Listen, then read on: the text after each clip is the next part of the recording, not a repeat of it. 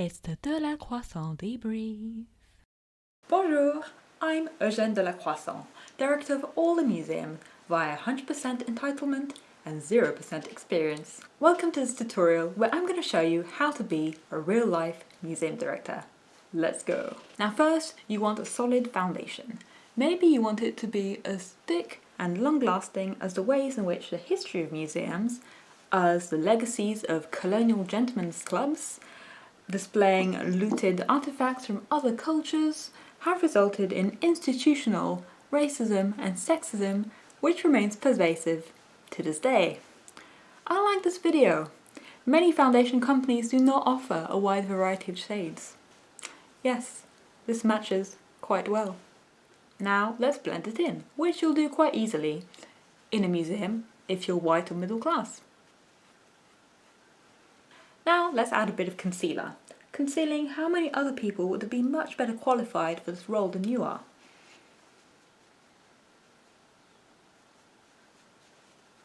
Let's add a bit of definition, just like we should add new definitions to understand the new role of museums, not as neutral spaces, but as spaces actively engaged in social and political change, with a duty to reflect that in their programming, their learning, and their staffing.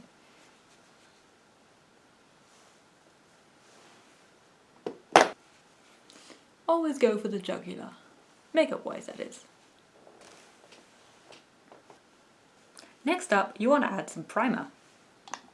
Now in this case, a primer in understanding the pervasive ways in which museums exclude people of colour from their staff, let alone upper management, especially when they are women, working class, queer and trans.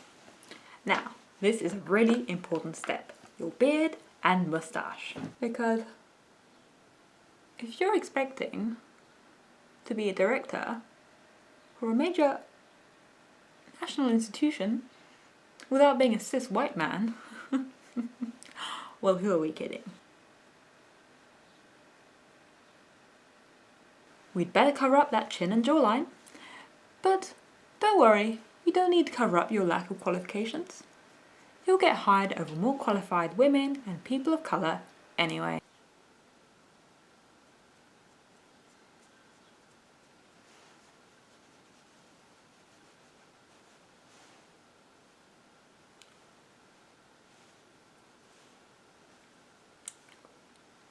Next, let's add some colour. Just like your museums will want to add a rainbow flag each June for Pride Month, but then fail to address gender disparity within their collection. Its lack of queer and trans artists, and fail to understand that queering its collection is more than just adding cis white gay men in one exhibition every 5 years. But look, colours, pretty colours.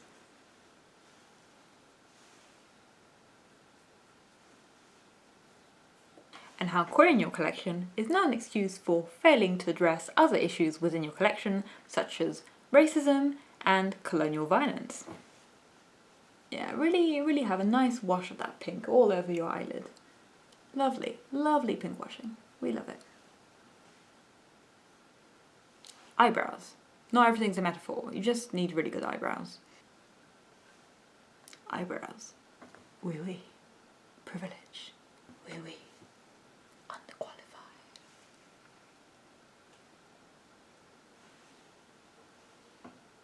Overrepresentation.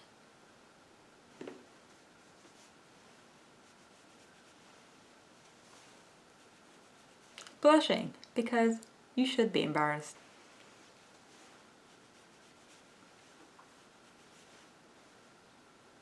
Finally, it's time for the lips. Lip service will be really important as part of your role. You need to be able to voice a lot of seemingly sincere expressions of support in terms of enacting change,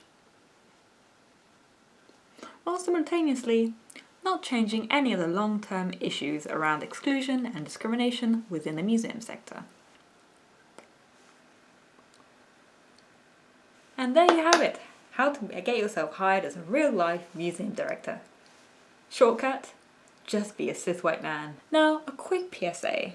If you're a museum director colleague who feels personally offended by this message, that's good. It shows that you're self-aware, at least self-aware enough to actually use your position of privilege to enact some long-term change within your institution and your wider sector. As such, I greatly look forward to your next steps. Delacroissant out.